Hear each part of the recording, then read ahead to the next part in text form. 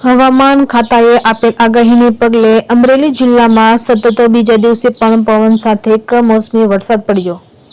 બગસરા શહેર અને ગ્રામ્ય વિસ્તારમાં ભર બપોરે ભારે પવન સાથે ધોધમાર વરસાદ પડ્યો।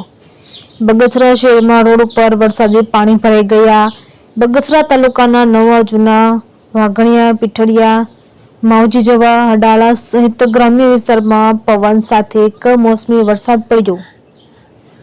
હવામાન વિભાગની આગાહીને પગલે સતત બીજા દિવસે પણ વાવાઝોડા જેવી સ્થિતિ સર્જાઈ ભારે પવન સાથે કમોસમી વરસાદ પડ્યો। બગસરા પંથકમાં ઉનાળુ વાવેતર પાકને નુકસાન થતા ખેડૂતો ચિંતિત બન્યા।